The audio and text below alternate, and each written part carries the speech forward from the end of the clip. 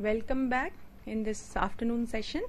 Our next session focuses on school and curriculum, and we have Dr. Padma Sarangpani with us for the session. Dr. Sarangpani is Associate Professor and Head at CHRD, the Institute for Social and Economic Change, ISEC, at Bangalore. She holds a BSc and MSc in Physics and PhD in Education from University of Delhi. Dr. Sarangpani has worked at the National Institute of Advanced Studies as visiting fellow and as professor at School of Education, Tata Institute of Social Sciences, Mumbai. Her areas of specialization and research interest include curriculum studies, quality and education, teaching and teacher education, and elementary education. Dr. Sarangpani has been also involved in developing innovative teaching programs, BLEd at Delhi University and MLEd at Tata Institute of Social Sciences, Mumbai. Dr. Sarangpani authored many papers in national and international journals and also authored 2 books, Constructing School Knowledge by SAGE and Improving Government Schools. So, and I'm planning today to speak about the idea of curriculum, and in particular I will like to focus a little bit on the national curriculum framework of India, especially the 2005 document. I think it is useful always to place our own history of work in curriculum and give it in both a historical and an international context. So that's really what I want to start with. I want to just introduce this idea of curriculum first to you. As teacher educators yourself, when did you first hear the word curriculum? In your B.Ed course. What were you told is curriculum? Curriculum covers all wide range of school activities, everything that may be organized to inside the school, outside the school, to achieve the desired goals. That constitutes curriculum. Okay. And in your B.Ed course, when you came across this idea of curriculum, what did you do with that idea? You were defined. It was. Idea helps us to just to reproduce the things in the examination only. Okay. Anybody else has heard that? Did anybody not hear the word curriculum in their B.Ed? Before B.Ed, I feel there is no difference between syllabus and the curriculum. Before B.Ed? Before B.Ed. And after B.Ed? After B.Ed, we feel that the curriculum is the syllabus is one of the elements of the curriculum. Any other observations on this idea of curriculum?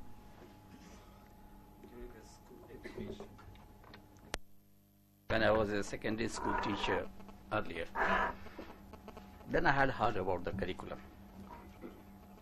Because I was here only, I got my education here. They used to talk about textbooks, syllabus and curriculum. As my father was also a teacher, so I asked him, what is this all? Sometimes our teachers are talking about curriculum, that this is the curriculum and this is the textbook, this is the syllabus. What is the basic difference? What I could gather from their suggestions or from their opinions, curriculum covers wider range of objectives which are set in the syllabus or down to earth that textbook. Textbook and syllabus, they are the means to achieve all that, whatever is set in the curriculum. For example, I'll give one example. Promoting the feeling of national integration is one curriculum part. Now, how to achieve it, syllabus is framed. And then further, how to bring it among the students textbooks are prepared so that different activities are held there. But the objective, whatever set in the textbooks or the syllabus or the curriculum, ultimately we have to reach the goal of curriculum, converting everyone as a good citizen. This is one of the aims. How to So achieve you've already it. brought in a new idea into this discussion, the idea of aims. Yeah. And clearly when we are talking about curriculum, we're thinking about curriculum, but immediately in our mind the word syllabus pops in and immediately the idea textbook comes in. So there is a question of what is this curriculum and how does it relate to the idea of syllabus and textbook? How many of you have seen a curriculum document? And how many of you have seen a syllabus document? Have you all seen syllabus documents? Yeah, previously we have seen Yeah, you syllabus refer to document, it quite a bit. but now we are seeing this. Yeah. And a curriculum document? Yeah. Yeah. Which curriculum document have you seen? And the NCF at the national level. But the curriculum on the basis of which your own syllabus has been drawn up? You have in your state? Which one is it, sir? UP has its own curriculum. Yeah. Even Bihar has its own curriculum.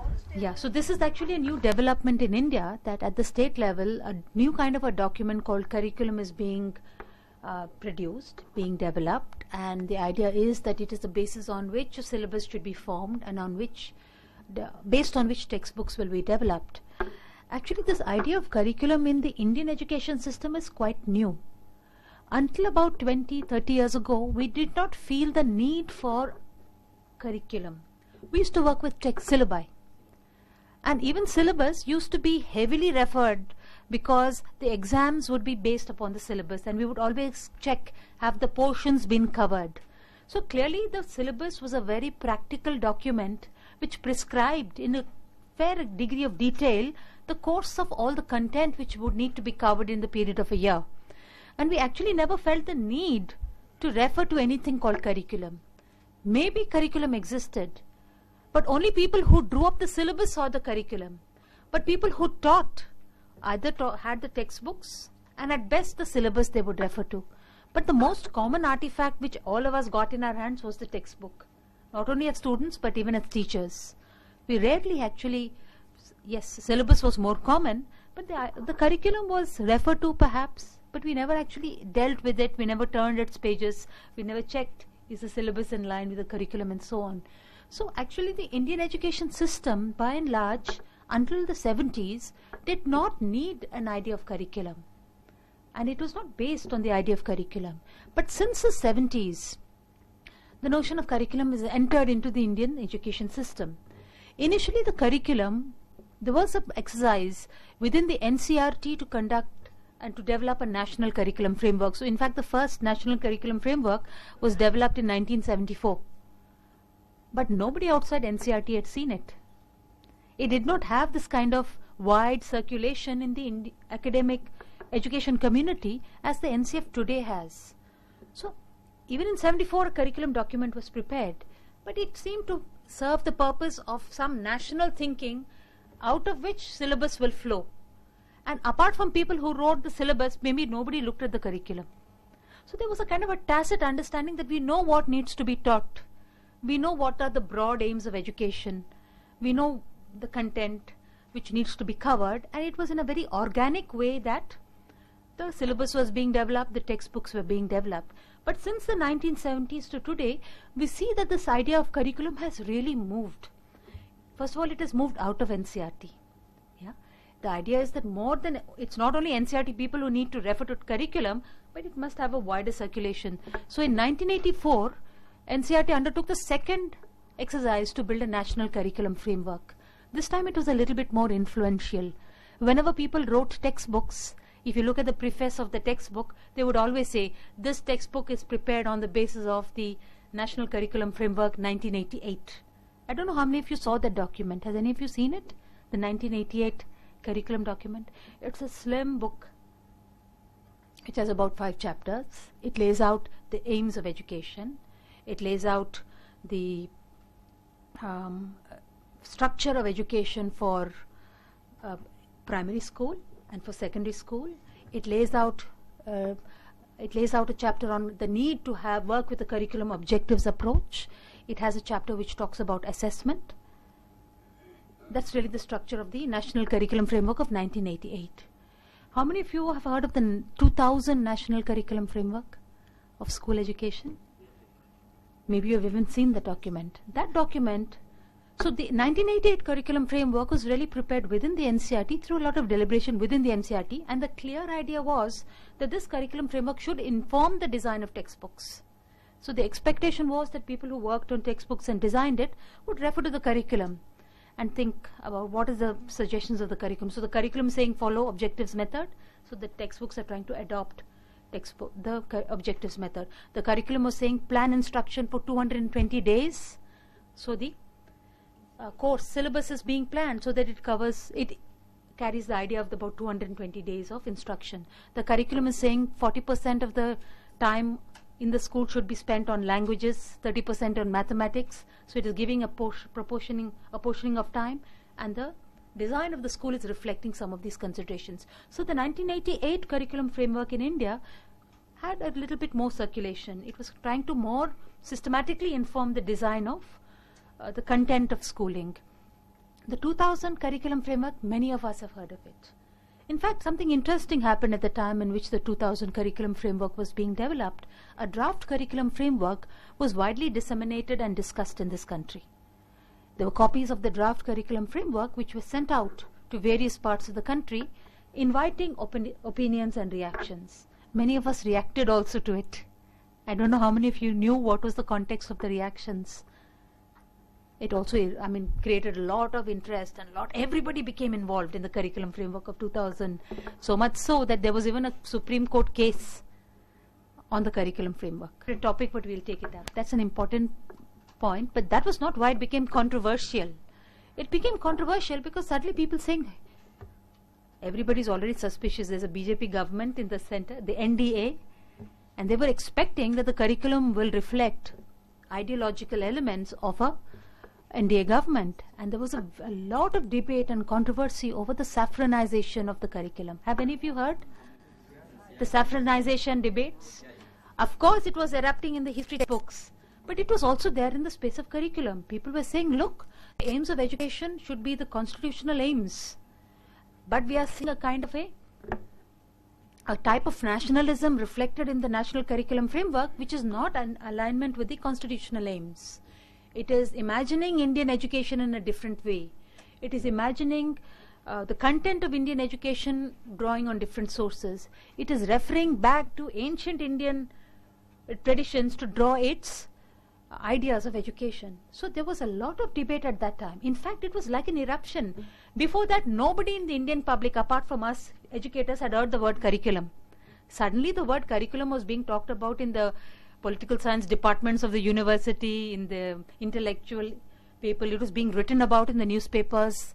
A lot of heated debate. And actually then people began to realize that this thing called curriculum potentially has a very wide relevance to the nature and the shape of education. And it is not something which is only there in an expert body being designed to inform the design of syllabus and textbook. It actually in a way encapsulates or contains our imagination of what is the education we want to give our children. What do we want to achieve through our education, and how do we want to go about doing that? So the 2000 curriculum in the Indian context suddenly attracted a lot of widespread attention. You might say for the wrong reasons, but in some ways I take away a lesson from that actually while syllabus and textbooks seem to be the tools with which we as teachers work, the idea of curriculum really belongs to a group of stakeholders which is much more than the school education system. It is something which is coming out of societal discourse on education, the purposes of education, the means of education, so on and so forth. Many people expected that definitely when the NDA government was voted out and a new government came into place, the curriculum would change. And indeed it did. Almost one of the first things that the new Minister of Education did after taking over was to set up a new exercise to revision education, to revision curriculum. I want to take up the story of how it was done a little later. At this point of time, all I want to draw your attention to is the first idea, that the idea of curriculum, although we all have a kind of a working knowledge of how it fits into the education system, has not acted practices which were already in place in the Indian education system, and it was trying to systematize it. It was trying to formalize and provide the basis on which syllabus is developed, and the basis on which textbooks are developed, and the basis on which the school itself gets designed. But increasingly, especially after the 2000 curriculum, we realize that the curriculum is important because the process and the content of education is of, especially school education, is of interest to a very wide group of people, and the process of curriculum making can also take place through the involvement and the contributions of many, many stakeholders within the education system. I think after 2000 and definitely after 2005, in India, we have definitely found the need for the idea of curriculum. It will be a mistake to say that if we didn't have curriculum, we would be less than an education system. In fact, in 1960s, a researcher called Dotrins, he undertook a study. He surveyed curricula across the world, and he wrote an interesting book called The Syllabus and the Curriculum. He found that certain societies in the world were really organized like syllabus societies, while certain other education systems of the world were organized as curriculum education systems. So it is not that curriculum is a necessary component of an education system, but if an education system is designed around the idea of curriculum, it functions in a particular way, and if it is designed around the idea of syllabus, it functions in a different way. So he broadly concluded that in the world there were certain education societies and systems which were curriculum based on the idea of curriculum, and certain others which were based on the idea of syllabus. Definitely in the 60s, Indian education system was designed on the basis of the idea of syllabus. There was a very strong notion that there is certain knowledge which is given, which is understood, which now has to be transmitted through the education system. That there will be a certain group which decides what is worth doing, and the rest of the system will have to make sure that this idea gets translated and given to children. So the decision making of the education processes were largely located in some expert body, which is like 2 or 3 steps removed from the teacher and the school. And this expert body decides what should we do in order to achieve the aims of education, and then it is handed over in the form of syllabus and textbooks to the teachers to implement. Yeah? So the teachers are not on a day-to-day basis deciding what shall we do. To a large extent, these decisions have already been taken in the form of a textbook. The textbook more or less tells the teacher what to do next, what to do next. Yeah? Rarely does the teacher think, why am I doing this? The textbook more or less lays it out. It lays it out in great detail. It often gives activities that it should be done. It even prescribes the order in which things should be done. It clearly delineates what should be achieved at the end of every unit of learning. So it's quite highly systematized. This is one form of thinking, where a lot of the active decision making of education is taken by an expert group. Now please don't believe that this is a problem.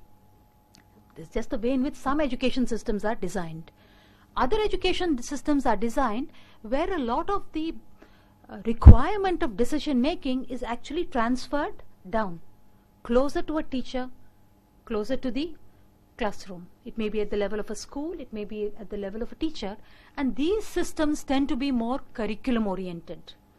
They tend to be invoking the idea of curriculum a great deal more than the syllabus based systems of education. So broadly we may say that the Indian education system is definitely being made to transit from a syllabus based system towards a curriculum based system, and maybe a mix of the two. In fact, I think we also have to think about where we are in this whole movement from syllabus towards curriculum, and how we as an education system feel is the best way in direction in which we should evolve. Now why is the Indian education system designed as a syllabus system?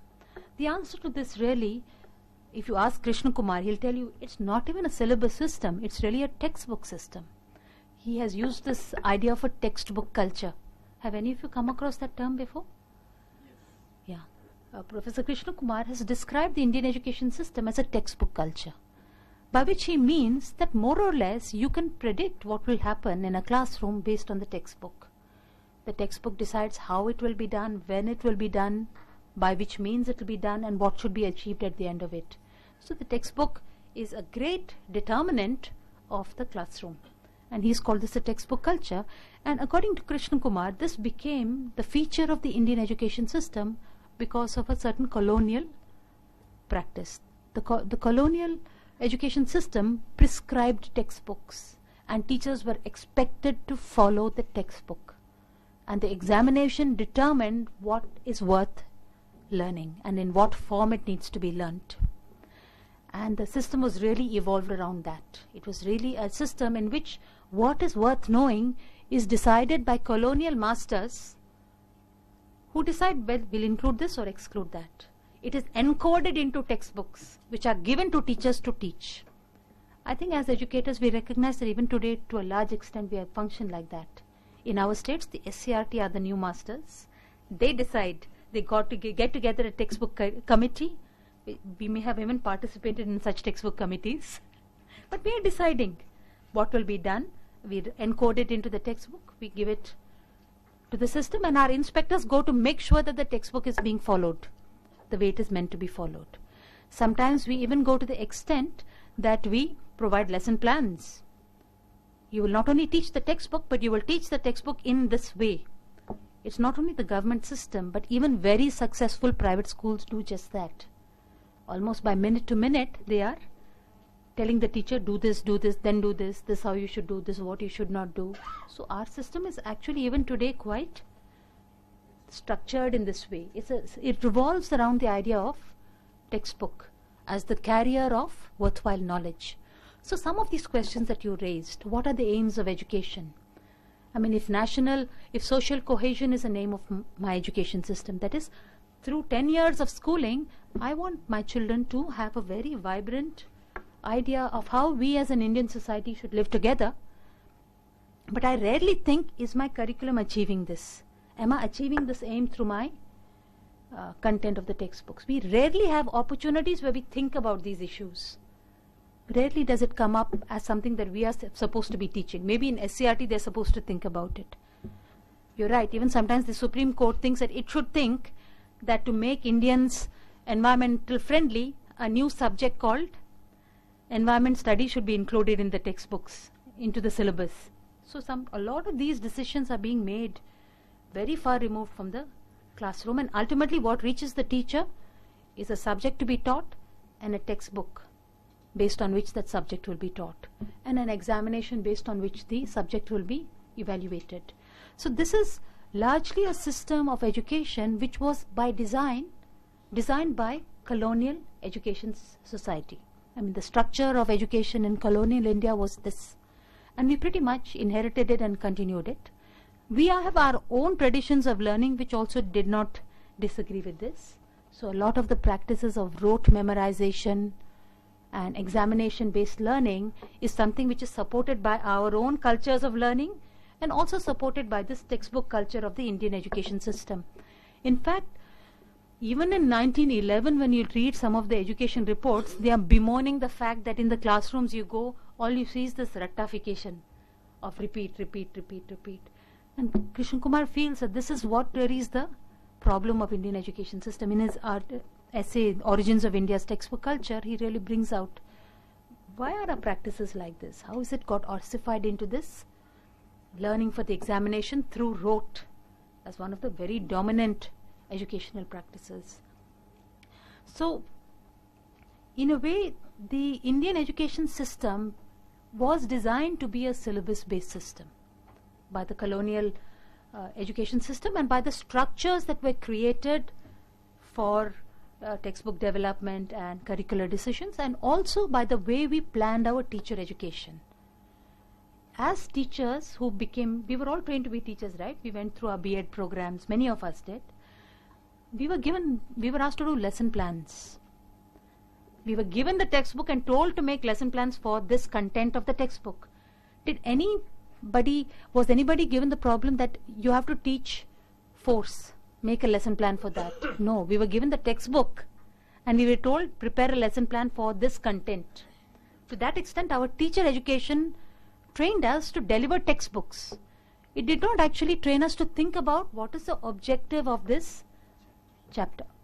What am I trying to achieve through this? If I didn't have the textbook, what else could I use? It never encouraged us to think like that. For example, ये poem पढ़ाना है. But if I remove this poem, what will I replace it with? What other poem can I choose so that I achieve the same objectives that this poem was meant to achieve? We were never trained to think about these questions when we ourselves trained to be teachers. We were trained to work effectively in a syllabus-based system, to deliver content effectively. So in a way, all the aspects of our education system have been structured around syllabus. And we can do a syllabus-based education well, and we can do a syllabus-based education badly. And our training trained us to do it well. Now, other education systems in the world, and primarily the two education systems which have had a lot of influence on the Indian education system, one, the British system, of course, because of our colonial connection. The second is the American education system, for a very interesting and different reason, and I'll come to that in a bit. Now, the British education system was interestingly different from what they gave to us as the colony.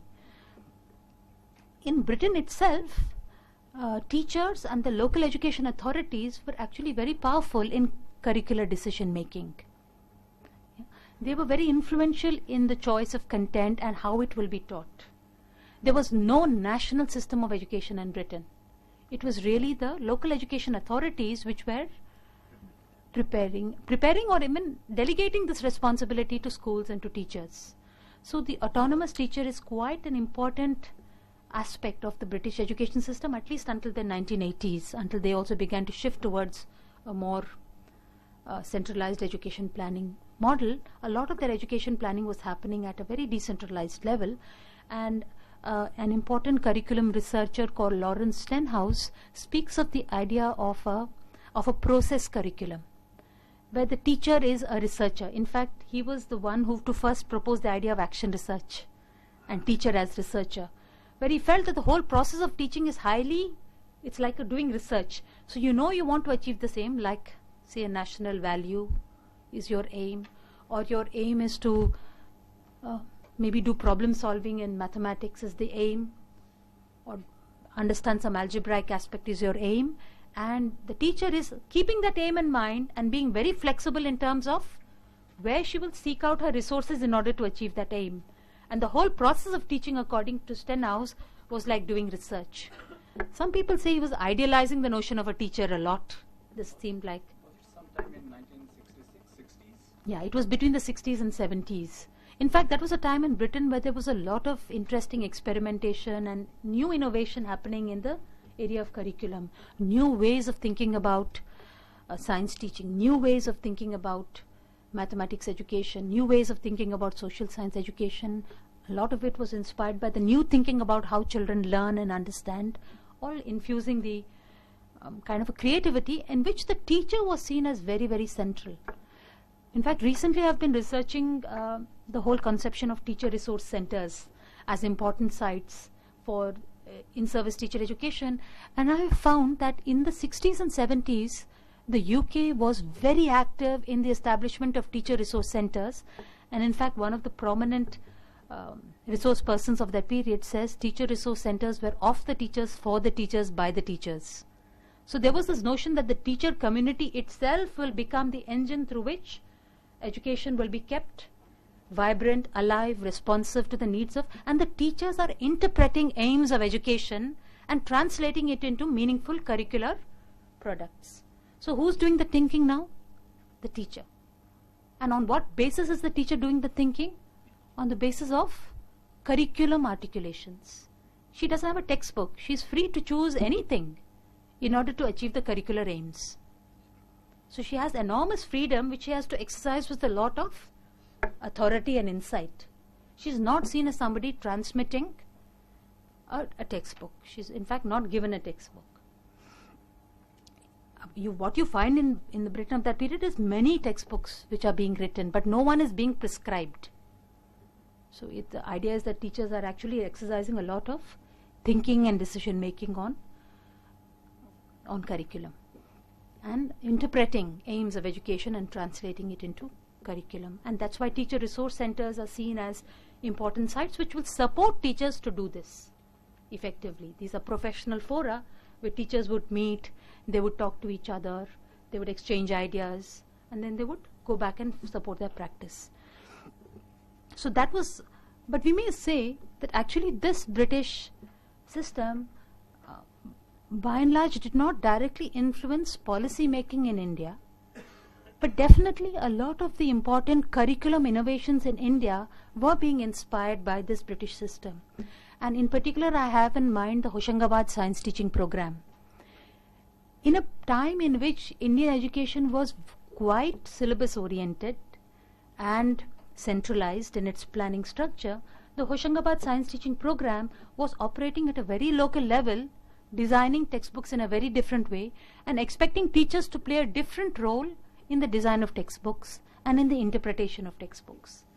So there were still experts involved. University professors were coming down, but they were going to the villages and working with the teachers to develop materials which teachers could use, and then having regular meetings where teachers could come back, discuss what was going on, ask, suggest that something should be changed, this and that. So this entire educational innovation in India was very inspired by the British developments of that period.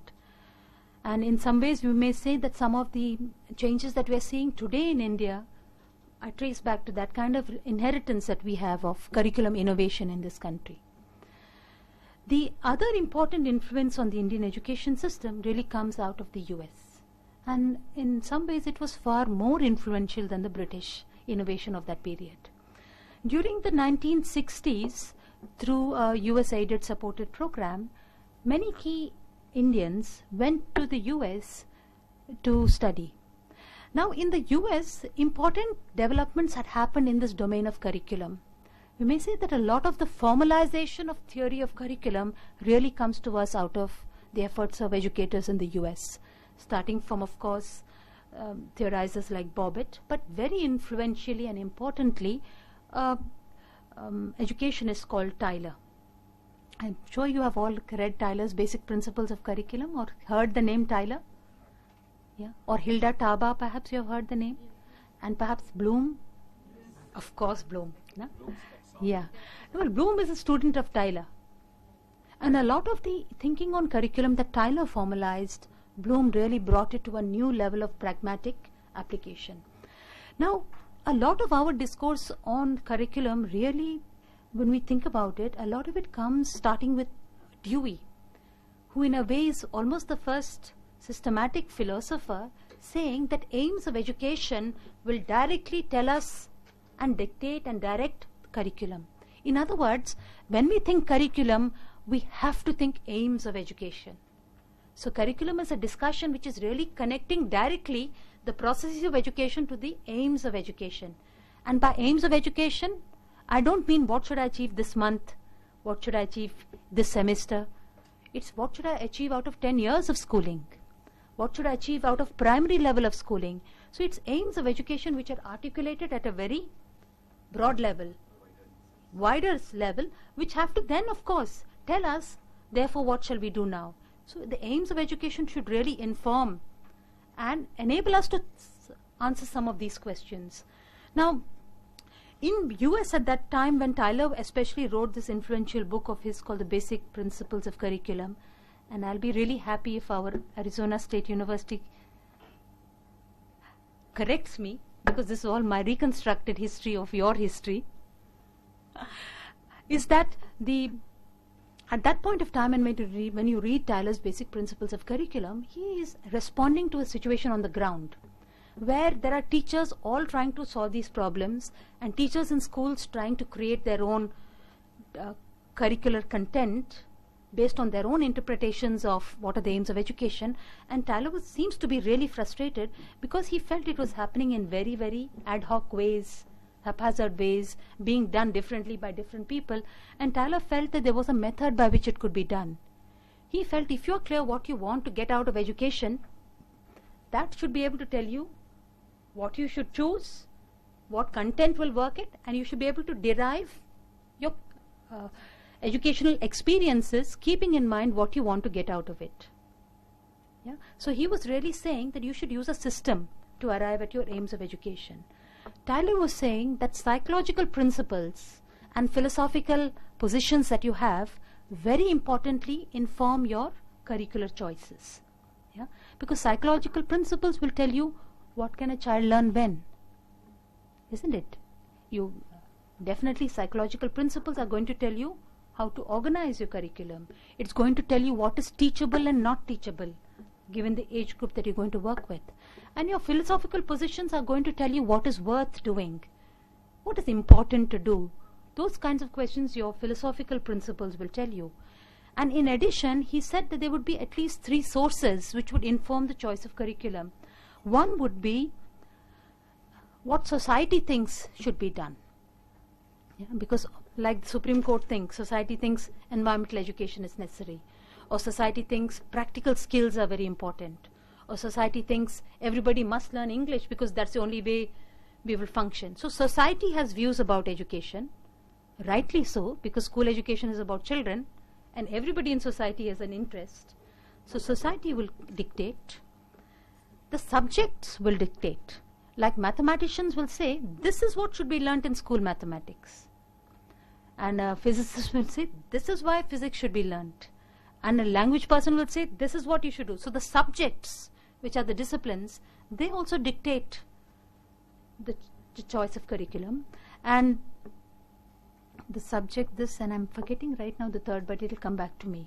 So these will dictate the content of curriculum, and you can apply your psychological principles, and you can apply your philosophical principles, and you will arrive at a selection of what is worth doing in school curriculum. It will tell you that these are all the things that need to be done.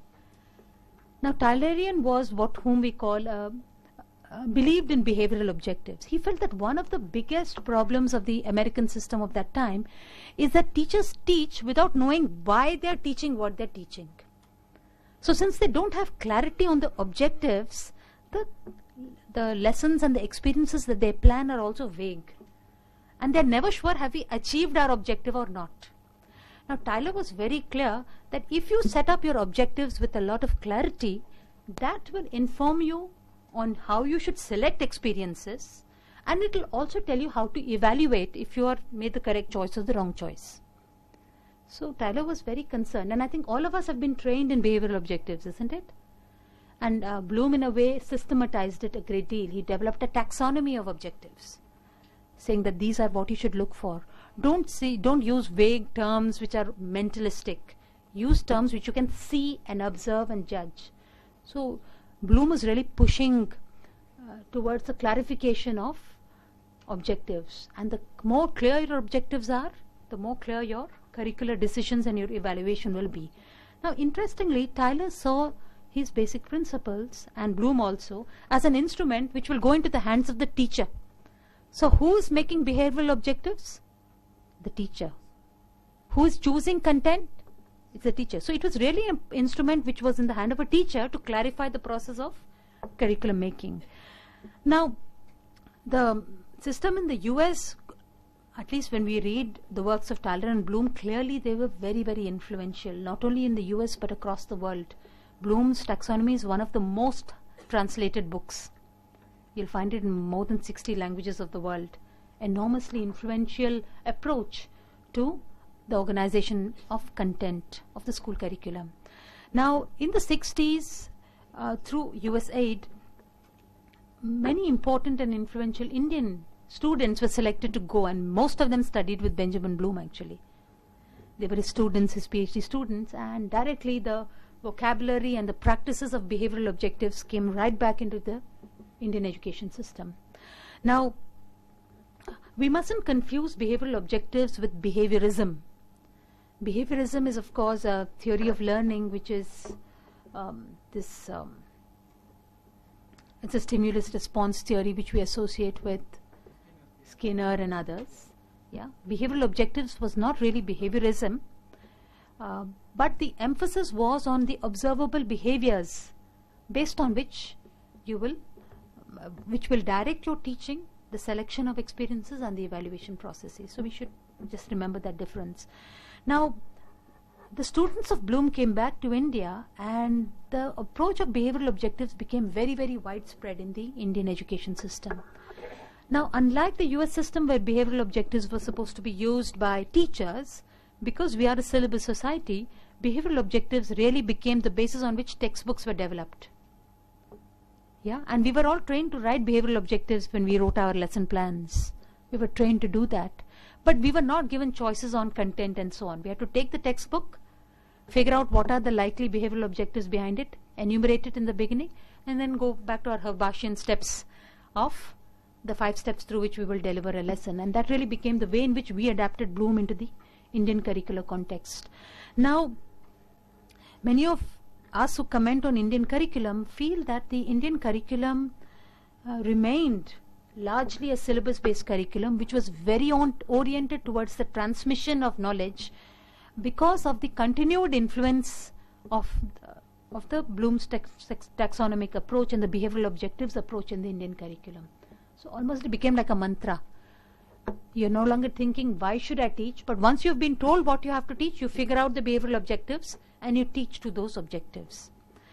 Now, especially in the 80s and the 90s, if you read the 1988 National Curriculum Framework, you will find that one of the central chapters of that NCF is behavioral objectives.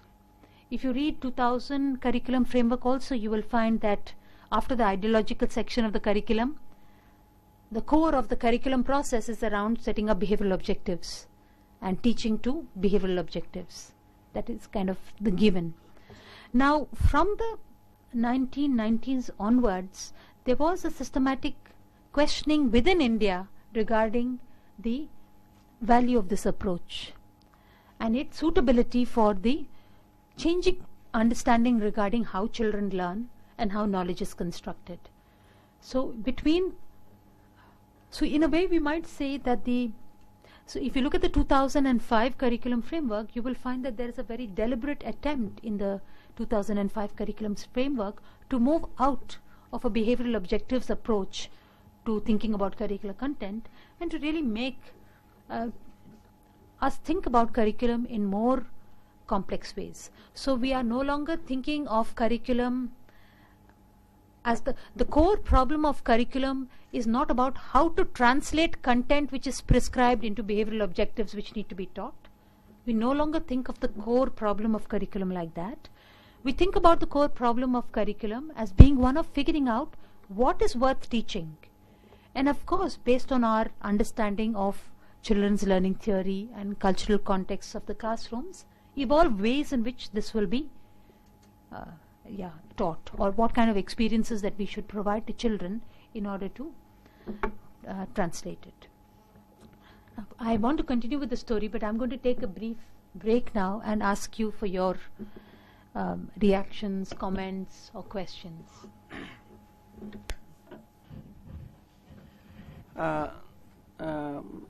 Before 2005, we had almost a syllabus-based education system as well as the schooling system. You told, I also feel that around 2000 there is a kind of transition, at least in our thinking, that we should switch over to a different approach that we call the curriculum-based approach. Fine. Around 2005, we came up with this National Curriculum Framework document, which is advocating this curriculum approach.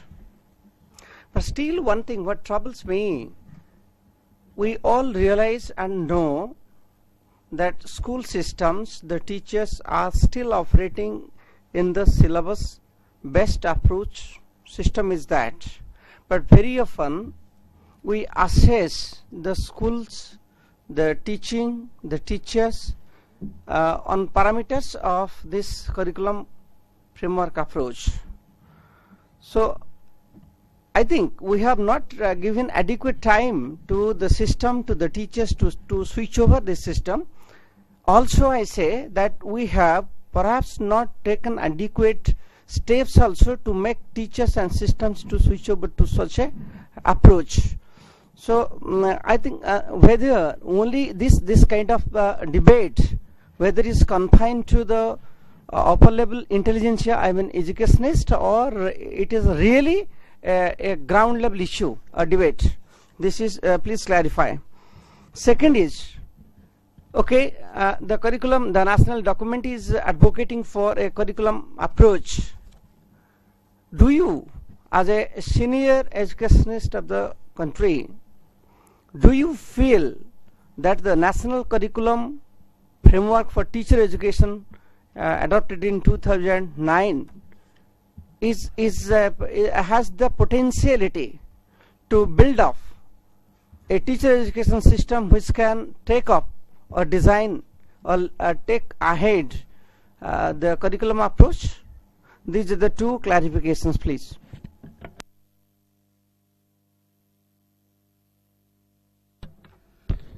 I'm thankful for your very enlightening speech, because most of the things that in my mind, I've got the answer right from your deliberation. For the last 1 year, we had one project where we have dispensed with our textbooks. It's been just like the reference book.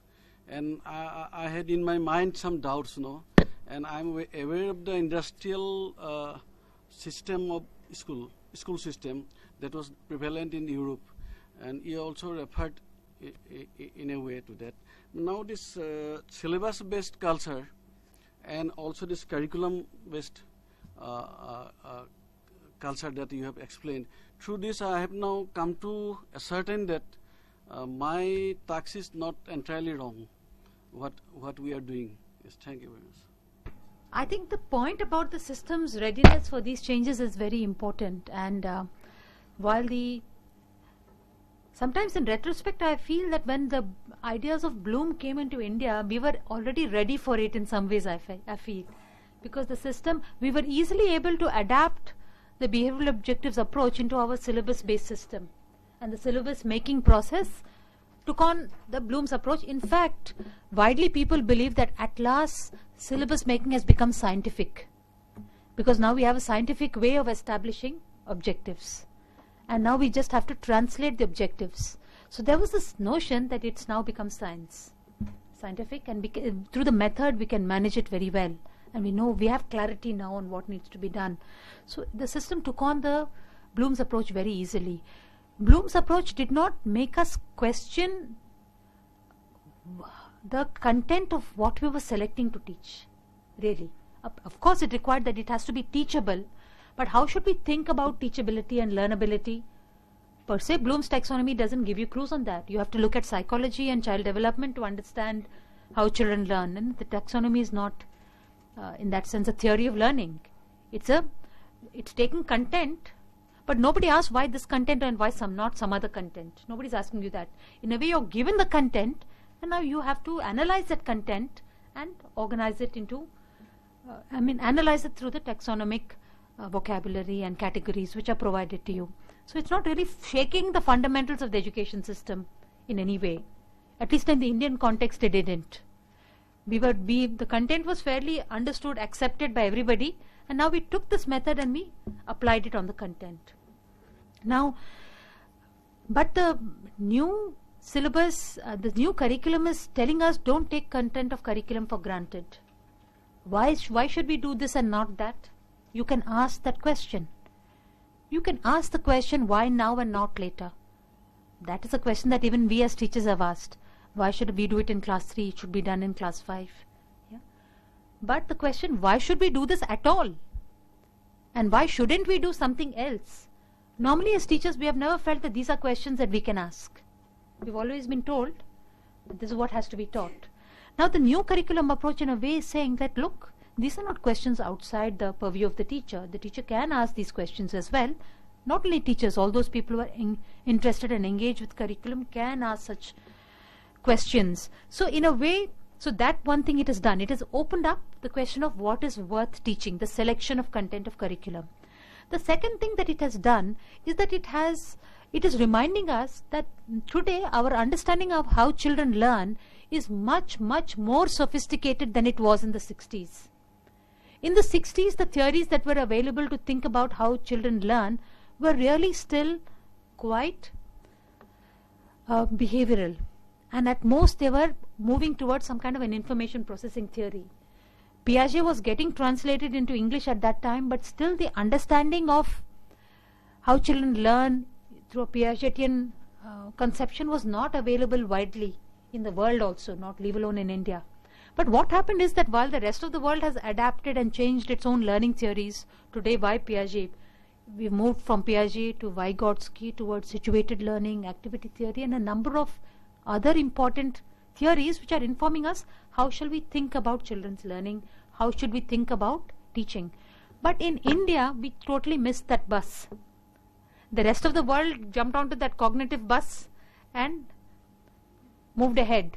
But in India, we were stuck with our theories, psychological theories, which were still behavioristic, and we were given a syllabus making process which is behavioral objectives based, and we did not have the theoretical wherewithal to change the way we think about learning or what is the meaning of understanding. We just didn't have it. I mean, even I think most of us, when we did our B.Ed psychology, what were the theories we learnt? We learnt really, at best we learnt, I think Gagné perhaps, observational learning. Up to there we got, but we really did not proceed beyond that. Even in our M.Ed, we did not update. It's not that our syllabus at that time was outdated. At that time it was current. But the changes that happened in the world, our own curriculum did not keep up with it. With the new ways that we have available to us to think about children's thinking and learning, and the role and the importance of teachers' interaction with children, the nature of theory about children's learning has really developed. Today we are far more bold to question what is worth teaching. It is no longer a given. We have a lot more confidence that local knowledge must find its place in the curriculum. We ask these questions, we debate the inclusion and exclusion of things in the curriculum. So in a way, the curriculum question has opened up for us in a manner in which it was not opened up 20 years ago, 30 years ago. So in a way, we are operating in a very different period in education history in India right now. We feel much more bold to take decisions about these matters and debate these matters and disagree on these matters. Yeah, we no longer just accept what is told us. So therefore we can have a state which boldly says, look, we don't want to follow a textbook system. We want the teacher to think and choose material based on which you will run the textbook. Yeah. Many of you may have also been associated with the DPEP, isn't it, in various ways. In many states during the DPEP time also there were attempts to do such things. Yeah, you may have been in workshops which reminded you about how children learn. You may have participated in workshops which continuously talked about playway, joyful learning. Yeah. At that time those were the terms used. But actually it was a part of a larger progressive education thinking on education, that learning does not have to be painful. It can be an enjoyable experience. It can be a cognitively enriching experience. And a child should be involved in what she does. A child should find meaning in the activities that she is doing now. So this kind of vocabulary entered into Indian mainstream education from the DPP onwards. And in a way, the NCF 2005 is trying to not only consolidate it, but put all that kind of innovation which has happened in our country on far more firm theoretical grounds. I'll come back to the question that one of you raised about the system being changed and how are we able to support the system in this change. And I'm going to relate to a story of Eklavya itself. Now, Eklavya is a pioneer in this field, I feel. Really, people associated with Eklavya brought a lot of progressive education practice into the school curriculum much before it became some things that we talk about in the university or that you have to respond to in your... And they did it on a large scale. That's why I'm invoking Eklavya's idea. They did it in rural schools and so on. So they brought a lot of innovation into their textbooks and the material that they used to use and the way they train teachers. So children would sing local songs in the classroom. Madhya Pradesh, you were supposed to speak Hindi, But actually there are so many dialects in Madhya Pradesh. So already in that day and age they had brought multilingualism into the classroom. Children were not made to feel that if you speak your Gondi bhasha, you are illegitimate. Gondi mein bolenge to chup rehna padega. Only if you can speak Hindi, you are allowed to speak in the classroom. So they had challenged many of these ideas. But interestingly, even sometimes the local people would question it. Ki what we have, you're giving back to us in the school. We don't want Gondi bhasha in the school. We want Hindi in the school. So even in the local, it was not easy to just take this idea and propagate it. Today, you and I as educators may feel actually it's very progressive. Kyunki if the child is speaking in their own mother tongue in the school, they feel self-confident. They feel bold to speak in the classroom, and you must find your voice in the classroom. Only then you'll be confident. If you're quiet all the time, you'll become passive as a learner. So how to make you active as a learner? Use mother tongue education. So we all propagate it. But for tens of years we've been telling people, forget your mother tongue, learn the standard language. Now today if you go back into the same schools and say change it, people are also very puzzled. That are you saying this because you want to keep us backward? You want us to speak Gondi and live in the Gond villages? You don't want us to move to the cities with speak Hindi. So these kinds of issues come up. So definitely even on the ground level, it's not as if the progressive education method is just people are ready for it. There's a lot of debate which has to be done. So if a teacher is doing such progressive practices, can she say, I'm just following an order. You ask the education officer, why am I teaching in Gondi? She can't, no. She has to have an answer herself and debate with the local people why it's a worthwhile thing to do in education. So this is one of the reasons this is one of the difficulties which this entire movement is dealing with. That sometimes the common sense which people have is very different from the message of progressive education. Sometimes the teachers have been trained. Very often this has happened in DPP. The teachers have been educated to do this. The teachers have been told, textbook ko chodo. You think about the content of the lesson and you do that. When the education inspector comes, where is the textbook? Why aren't you following the textbook? So often sometimes the inspectorate system is not aligned to the message which the teacher has received. So this is true, you're absolutely right. Sometimes the structures of the system are not aligned to supporting the practices which are being transmitted into the system from some other place. So that is a problem, I think, that even at the time of DPP it used to come up, even in the early phase of the SSA, this used to be heard. I have worked extensively with the block and the cluster resource centers in Karnataka, and I have also seen that we are giving progressive education messages to the teachers, but the inspection system, which today we call resource support system, block and cluster resource centers, that system is not fully aligned to supporting these kinds of practices. So you're absolutely right. The change that is being talked about in curriculum, of course, manifests in the classroom, but it has implications for the design of the education system. It also means that the education system has to be prepared not only to give autonomy to the teacher, but to support the teacher in that autonomy. You see, it is not that the teacher can do whatever she wants, saying that now I have the freedom to do it. In a way, the teacher is even more answerable. Why did I do this? She has to have a reason every time she makes a choice. She should be able to defend that reason when somebody comes and asks her. And the person who comes and asks should be prepared to listen and understand.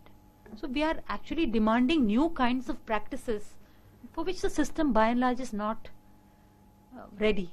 We might say we are on a kind of a massive change process where at many points the system we are trying to reform and change. We're trying to redo the practices of the system.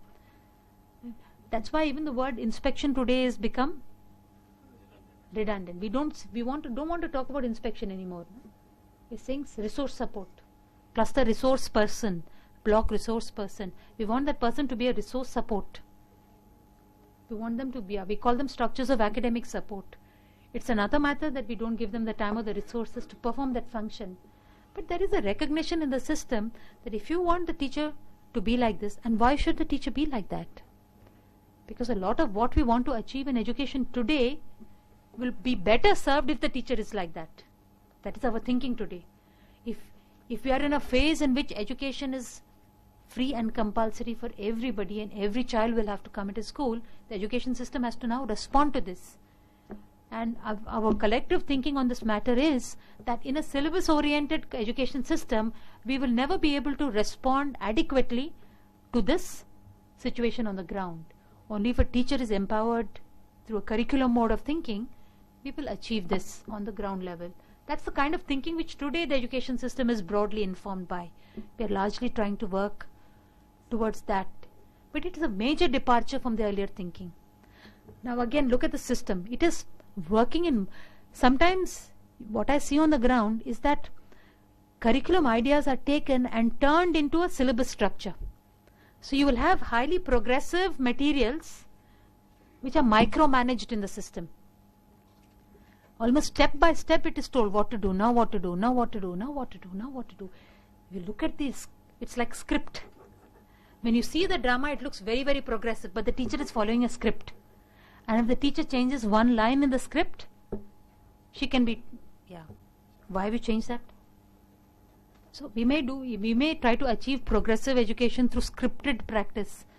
Still there is syllabus thinking, controlling this aim of curriculum thinking. So in other words, this classroom that we are looking at as the outcome, and the child's learning that we are looking at the outcome, is heavily dependent on the system of education. So it's not only the preparation of the teacher to do it, but the entire structure of the education system which will support the teacher to do it. Clearly the two things are linked. I think this is actually a realization which was there even in the Eklavya science teaching program, the Hoshangabad science teaching program. They realized that we may have a very progressive science teaching curriculum, but unless the examination system is not changed, our curriculum will not actually work. Already you can see how the system of examination also has to respond to the curricular change. Then what about the system of inspection? That had to change into monthly meetings and school follow-up. So the whole vocabulary and the practice of the system of education will have to change once the approach and the thinking to the education content undergoes a change. I think that learning was there, and that was relatively a small experiment and ran in a few districts in the country. Imagine if you have to do it on the national level. Now, I think that this idea that innovation and curriculum is really important if the system has to be vitalized and energetic and thinking and creative. It was there in the 1980s in the Indian education system. The 1986 education policy set up these institutions called DITs. Are any of you from DITs? Many of you are. Yeah. Most of you are from the DITs. This was a really important conception to support the movement of a syllabus society towards a curriculum society. All of you in your diets, you will remember the old pink book, which had described the structure of the diet, and it had a unit which was supposed to work on curriculum and local innovation. Curriculum development and field innovations, IFIC. CMD and IFIC. These were two units in the diets which were really supposed to encourage curriculum innovation on the ground and field innovation and bring curriculum making from the state level to the district level. But actually none of us could ever do it in our diets because the textbook preparation remained in the state. We were never asked to prepare textbooks at a district level, ever.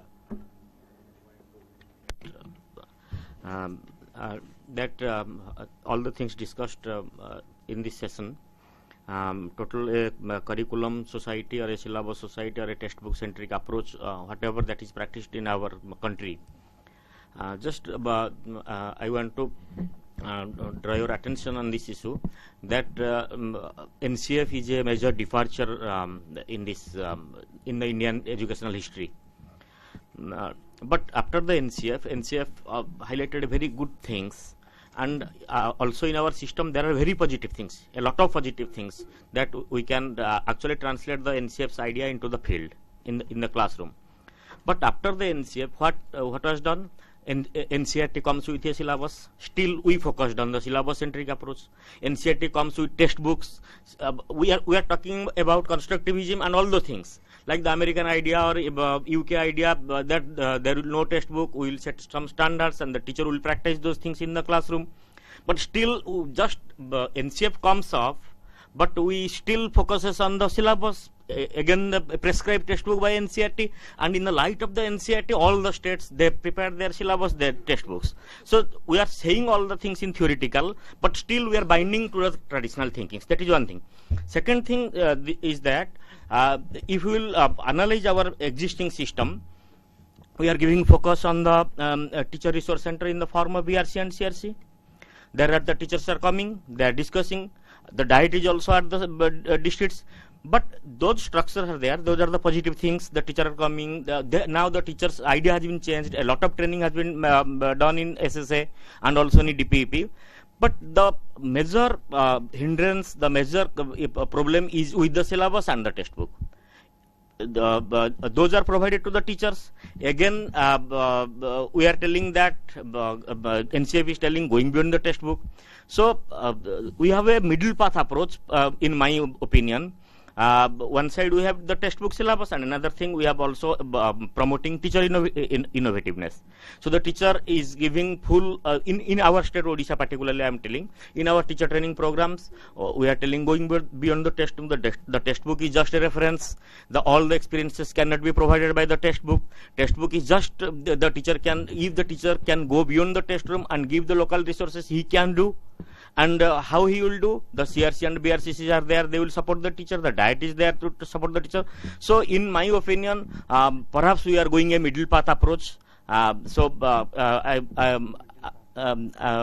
just, madam, seek your opinion, what actual, where we are and where we have to go. Just a supplementary tag question to his thoughts on.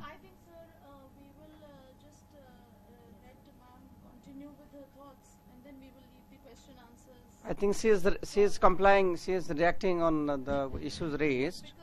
See, but this interaction is also equally important, I think. Yeah. And see, no.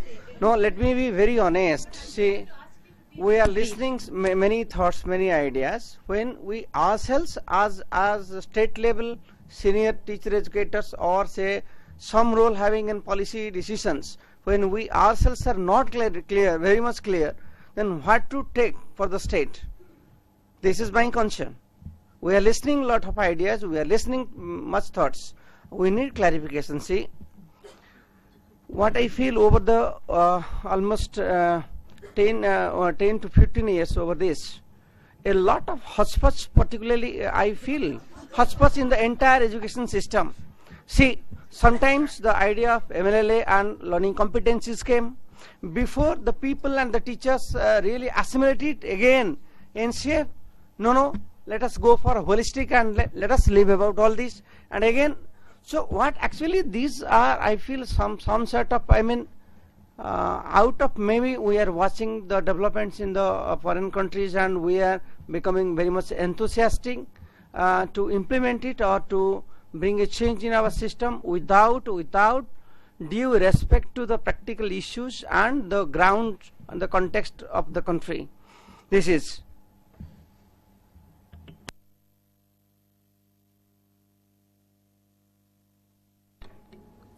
If you ask my honest assessment, I think the vocabulary of competencies is not adequate to address the needs, the way we have to talk about learning. If you're going to restrict our vocabulary to a vocabulary of competencies, then we almost imagine as if content gets separated from competency, and any content can be used to derive competencies. I think I'm quite convinced that it is an interaction of a lot of what needs to be understood and learned is integrally linked to the structure of content also. So it is, we may be able to speak about language to some extent with the vocabulary of competencies, but a lot of what has to be learned in the sciences, in the social sciences, cannot be articulated through the idea of competencies.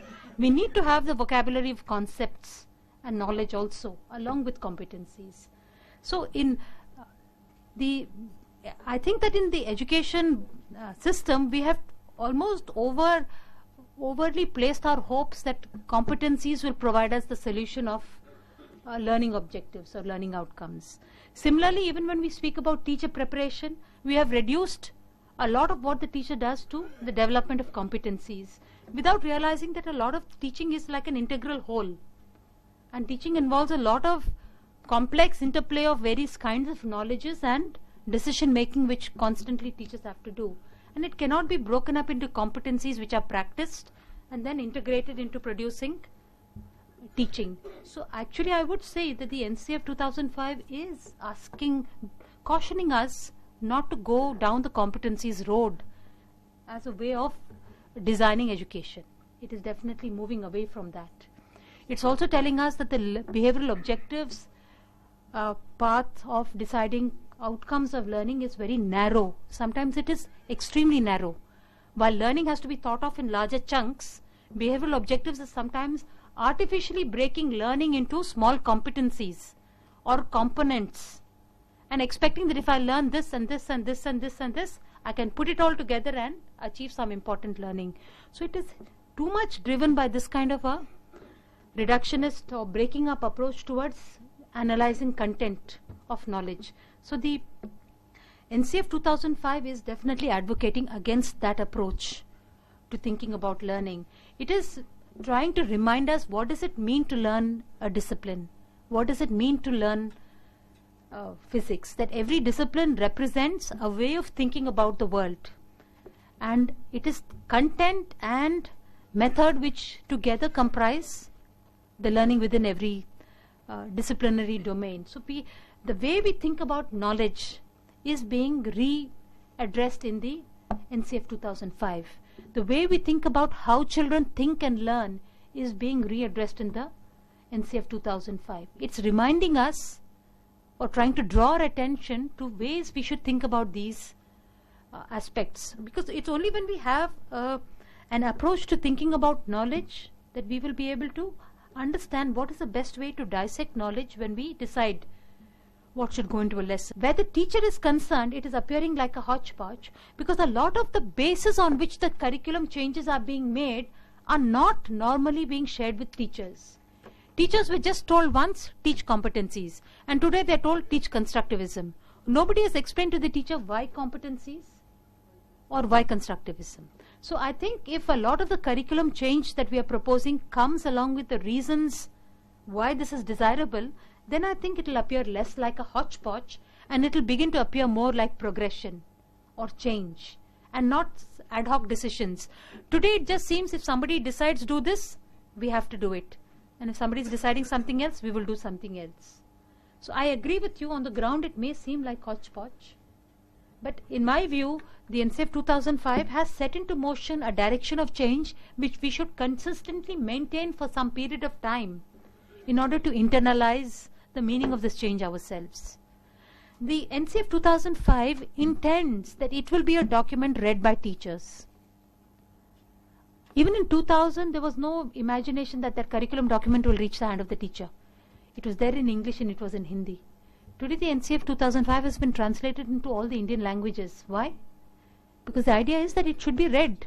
By whom? By people in the education system right down to the teacher. So the NCF 2005 is speaking to the teacher. It feels if the teacher understands the reason why this is being advocated, then the teacher is empowered. So it is directly talking to the teacher and trying to explain the reasons. Now this is actually, I feel, an important idea of curriculum which we must not forget. The syllabus looks like a list of topics, right? Now is the curriculum a list? No. What does the curriculum look like? Paragraph? Ideas. Yeah.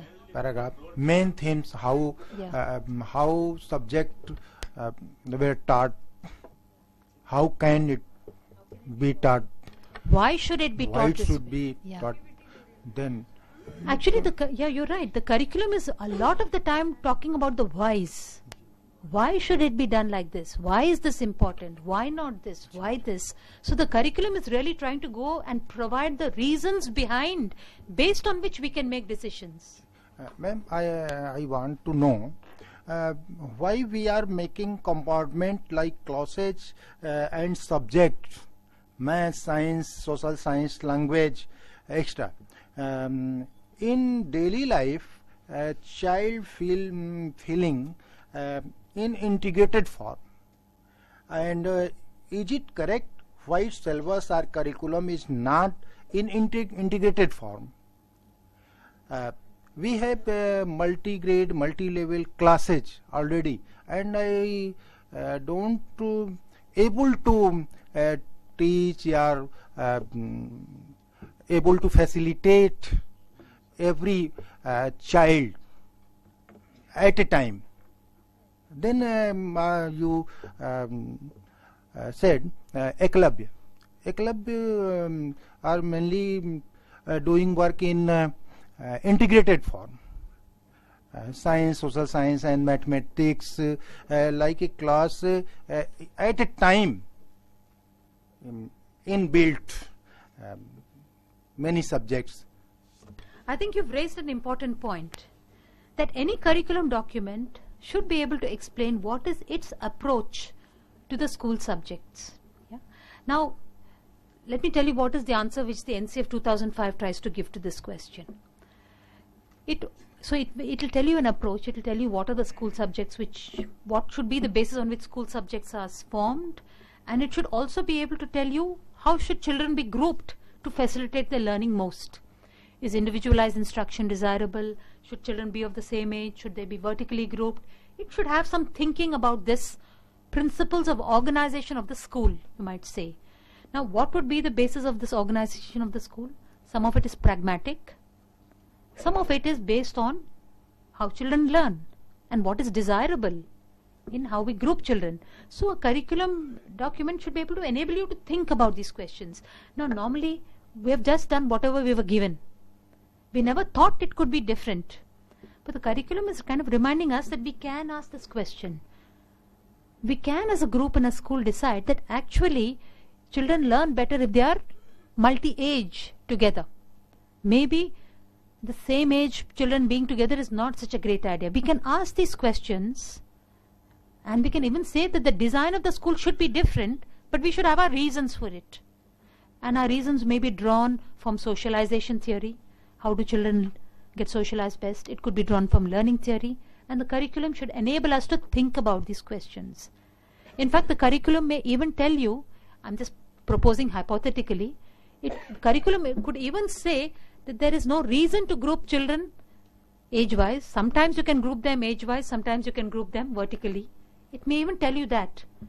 It may actually tell you for activities such as music, group children very differently. For activities such as science, group them differently. So it may even provide you with different bases on which the children's cohorts, the groups should be formed. It will provide you with how to think about this. And that's important actually as educators. The nature of the learning activity and the characteristics of children and the characteristics of the learning activity should ultimately enable us to make these kinds of decisions. Now, the question of subjects is actually very important. And it's a very old debate also, whether today if you look at the schools subjects, by and large they are mapped onto the disciplines of the university. In fact, school is trying to break away from it. It has now created science, not biology, physics, chemistry. But if you look at B.Ed, biology teacher, physics teacher, maths teacher, biology methods, physics methods, maths and chemistry methods. But science, yes and no. Yeah. Yeah. So now the approach that the NCF takes to the question of the subjects is, let me just explain the position of the NCF 2005 on this question. You're right, many people ask this question, when life is integrated, why should the school curriculum be broken into subjects? The NCF says that the subjects are to a large extent drawn from the disciplines, and the disciplines are the disciplines as are represented in the university, and the disciplines are a very important inheritance of humankind. The physics which has been developed over centuries of physicists working, mathematics which has developed the way it has, literature which has developed the way it has, these are the work of large numbers of scholars and intellectuals building on each other's work over hundreds of years. Today, you and I just take for granted that the sun is not rising, the earth is rotating. But this is a very important intellectual achievement of the work of astronomers and physicists. So today we all know that plants manufacture food through the chlorophyll in the leaves, through the process of photosynthesis. But this thing which you and I can just exchange as facts is an artifact produced by work of biologists building on each other's work. Every discipline represents important intellectual achievements of humankind. Every discipline represents that. And it also represents important ways in which we can inquire about the world. The way we ask questions and seek answers have been systematized in very productive and powerful ways in the disciplines. And the NCF takes the positions that the disciplines are a valuable inheritance of humankind. No child should be deprived from this valuable inheritance which all human beings have and which contribute to making us into who we are as modern citizens of a nation state. So it believes that the subjects should be taught as modes of inquiry, not as facts to be learnt as truths. But the process of arriving at the truth is as important as the truth itself. That's when it feeds into the way we think about the world and the way we act in the world.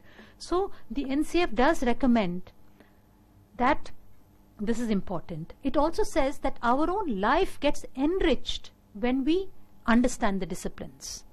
That our own life, which is very integrated, gets enriched when we learn the disciplines. Now it may seem that the disciplines are learnt in compartmentalized way, but there is nothing to prevent this kind of learning to be made into an integrated experience for every human being. So this is really the message of the NCF. It says it will be disastrous if we throw out the disciplines believing ye sab ratification hai. We made it into ratification, but actually if we learnt it, it would make us into powerful thinkers. It will empower us with that knowledge. So it really believes that that's how. But it is a very big task for us, especially as Indians, because our whole education system treats knowledge as something to be mugged up. It doesn't treat knowledge as something to be cognized, internalized and enjoyed. And that is a task which the curriculum has to achieve. Now, partly in answer to the question that you raised, it is not true that the new textbooks don't have an important message to communicate. If you look at the old textbooks, they really treat knowledge in a very inert way. They don't really open up knowledge to give you empowerment and excitement. The treatment of content in most textbooks is very retrogressive. And I'm saying this having been a research assistant of the Yashpal Committee and having looked at textbooks from 20 states in this country. I researched them. I was a research assistant for that committee, and all the state governments sent me their textbook, sent the commission their textbooks, and I was researching those textbooks. The content of the textbooks is by and large so badly presented, mediocre, reduced to facts which can be mugged up. If you look at the new NCERT textbooks, they tell you that you can think about knowledge in a new way. It's an important message. People don't know it. So in fact, I feel if you remove the textbooks, it will be a disaster because we will have more of the same old useless stuff. How do we bring new thinking into the system? We need to have new textbooks. Now I agree with you. We should not have only the NCERT version of good knowledge everywhere in the country. We should have many, many textbooks. Even to the NCERT, I kept telling them, why are you only making one history textbook? Please make at least 5. Show people that there can be 5 different textbooks through which the same curricular objectives are achieved. Demonstrate that.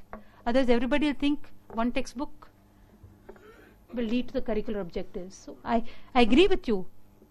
Please don't think that this revolution which we want to achieve has been achieved.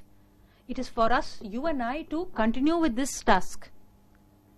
We should take it upon ourselves. You know, NCERT textbook is there. We should tell our state government that, yeah, it's a very good textbook, but let us also make our own textbook which is like that. We don't have to just adopt what they have done.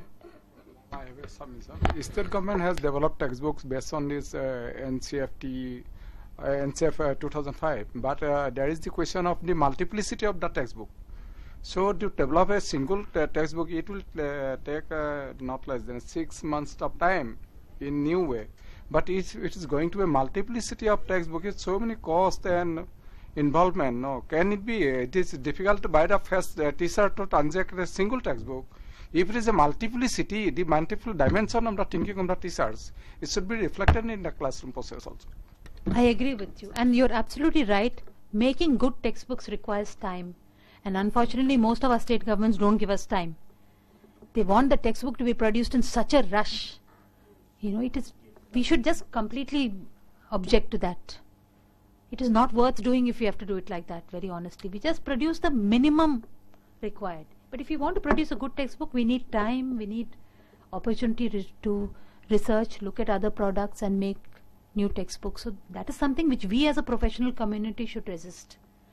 From whatever compulsions they have, they push it. But we should be able to argue against that type of textbook production. I disagree. Partly I agree that it may seem that it is replicating. So if there's a good textbook, why don't we just use it?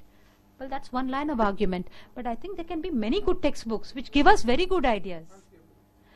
And you can use it. In fact, in Diet Chamrajnagar, with which I have had a long association, and developing the resource center in Diet Chamrajnagar, we have sourced good textbooks from different parts of the country and placed them in that library.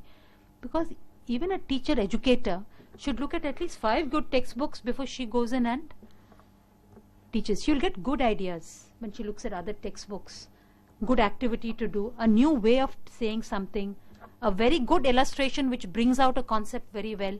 We get it when we look at other textbooks. I remember when I studied physics, I used to study the physics from 3-4 different textbooks, because the ideas would be expressed in different ways. They would give you a different insight, and it actually supported the way we were developing our own thinking. So I do believe that having more than one good textbook is very worth it. But unfortunately what we see in India today is many bad textbooks, pretty much doing what the other bad textbook is doing. So we have to break out of that thinking. In fact, one thing which I would encourage you to do when you go to the US is to look at the materials that are prescribed in the schools. What are the different textbooks being used? Please get them. Maybe even get back sets of it for your own states. It will become a very valuable resource. A lot of the good pedagogical insights of people gets encoded into textbooks. And it will be a really good resource, I think, if you looked at that. Maybe you can even look at how teachers make their plans. What is the process of planning a lesson which the teachers there use? How do they use multiple textbooks or different resources to construct a lesson? Where are they planning for these lessons? I already told you there's a lot of devolution of autonomy towards a teacher. So then, do teachers work on their own? Do teachers work in groups? Is there any way in which the work of teachers get coordinated? Do teachers between different schools get together ever to discuss what they're going to teach? Who reviews what is being taught? From where do they get inputs? Let us examine some of these issues, because this is what supports the curriculum action. We're not saying leave the teacher alone, but we're saying create the structures which empower the teacher to practice in this more autonomous way. The second point that I want to make is that it is true that we have created block and cluster resource centers, but I am really of the strong view that we have done a very superficial job in this. Really superficial. You said we do monthly meetings. I have been so frustrated with this stupid monthly meeting. And I'll tell you why I think it's stupid. Every time in the monthly meeting, a different group of teachers comes. So what are you going to do? It makes a lot of sense if the same group of teachers came every month. Then the interaction will be meaningful. But even in the same cluster, it's a different group of teachers who come, because each time a different teacher is. If your state is not doing it, I'm really thrilled to hear it. And it should be propagated around India as a good practice. But I have struggled with this idea in the state in which I have worked very closely. Every time a new 50 teachers. So what is the conversation we're going to have?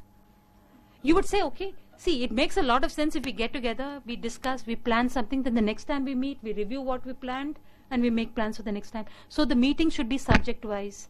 They should be level-wise. They can't just be 50 teachers. So these are all the details which we have to think through, no, and build into our system. Only then it will contribute to the work of the teacher.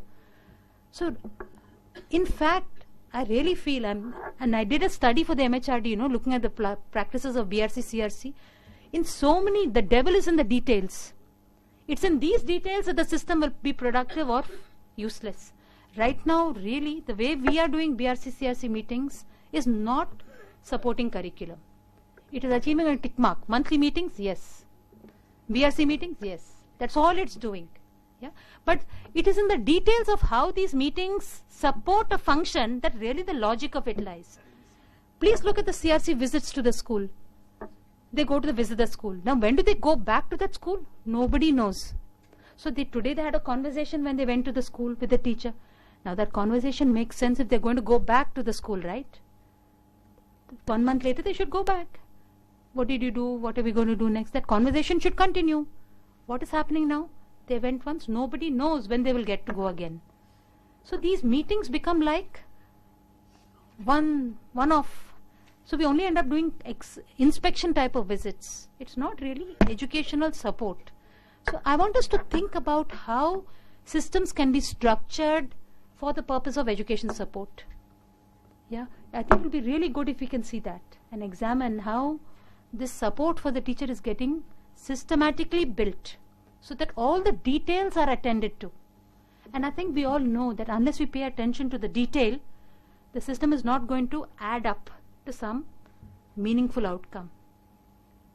So we should not at all, we should be bold enough to recognize where a system is working and where it is totally not working, and be bold enough to put our foot down and say it is not working. We must do I that. want to share my experience. In spite of making very detailed plans for BRC, CRC meetings and all, it doesn't happen at the grassroots level. In spite of giving very detailed instruction, planning them out very well at the top, but when it goes at the grassroots level, nothing seems to be working. The reason may be people don't have those job responsibilities, lack of infrastructure, or so many other things, or people are not even sensitized towards towards the society, towards the need of the society. These are the realities. In spite of lots of planning done at the top level, in spite of putting lots of efforts and labors at the top level, at the state level, when everything goes at the village level, at the school level, at the CRC level, nothing seems to be working. And problem doesn't lie in the planning. It lies in the implementation, it lies in the monitoring, it lies in the sensitizing. But we must also think about whether our plan is dependent on a system of micromanagement, because often it seems that the thinking is happening somewhere and they are only the executors. They are not the thinkers. We make the plans, they will implement the plans. Maybe they also have to think about the plans. How do you acquire? We are enthusiastic because we made the plans. That's what gave us the energy to achieve the plan. Now, if you have not made your plan, you're supposed to achieve somebody else's plan. There's a lot of alienation from the purposes and the objectives and the long-term commitment, which happens as it cascades down. So I feel as planners also we must really deliberate on this. And that's what I meant by micromanagement. In the state where I work in, really detailed plans about what is the topic which will be discussed in the CRC meeting is being decided at the state level. I think, what is this? All over the state on the same day, everybody will be discussing the same topic. It reminded me of what I heard about the KVs. This person was proudly telling me, today, 4:15, I know what is happening in every KV in this country at this time. I think, what is this going on? It's just with such satisfaction and pride that you're thinking that my timetable is controlling the world. A lot of the work of teachers and teacher educators is done when we are able to establish a relationship and communicate a joint purpose. We must communicate this joint purpose and this feeling of what we're going to do. Otherwise, our work is very abstract. A lot of our work is about planning. Planning is a very abstract thing. The only real thing is the classroom, where we do things. But we all know as educators that the planning is supporting that classroom. But actually the planning is very abstract. And it is through this relationship that we build the joint motivation to achieve meaning in the plan. And also the knowledge that this is not a one-off thing. that next week again we will talk about it, and when I say you will hear me with seriousness, and when you speak I will hear you with seriousness. So that whole culture has to be really inculcated in the system, but somehow that has not happened. The CRC is, frankly, many people in the system are very tired. They don't know when they should do things seriously, because they don't know when things will change. Or what is the meaning of my seriousness? Today I speak with such earnest seriousness, and nobody knows tomorrow whether the plan is going to change, whether you're going to continue. Excuse me, ma'am. So, I mean, I'm reminded of one insight, which I got from a research paper about African mothers bringing up their children. They said that for 2 years, the mother doesn't establish an emotional bond with her child, because she doesn't actually know if the child will survive. And establishing an emotional bond is a lot of affective investment. So in some ways I'm saying that today, because of the way in which things have happened, people are also not sure whether they should take you seriously or not. So we have a lot of effort to recover seriousness in what we do. In fact, after, really working very hard in the system, I was just getting fed up. I was getting fed up. What is going on? Mission mode. But the institutions are not being built. All the time you're saying BRC, CRC, and I'm taking messages from the ground to the secretary, from the secretary to the ground, and things are just going on the same stupid way. I was really getting very, very tired about this, because there's no investment in the institutions. Today I'm feeling a little bit more energized, that we are again paying attention to institutions. It's not just about mission, it's about the institutional structures which will cultivate a certain seriousness and a culture and a commitment to some of these things.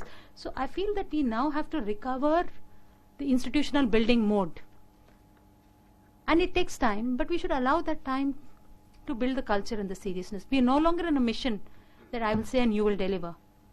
We have to develop the culture by which, even if we don't say, they will still deliver. The CRC doing their monthly workshops should not be dependent on you making the plan. It should happen. Anyway, they should realize that it is useful for them to do it. And the system has to support them to do it. I think many of these links are things that we have to really think about and nurture in the system again. Excuse me, ma'am, there is a question. Ma'am, we are trying to become our student as global citizen, and we are trying to establish the global consciousness in the mind of our student. In this reference, our textbooks and curriculum is sufficient. I think, ma'am, it is not sufficient.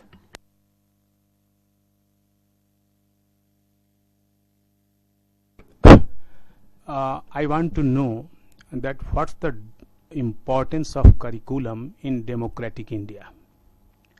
And second question, what's the real history of curriculum? Can I say Wood's dispatch and Macaulay's educational philosophy is under educational curriculum?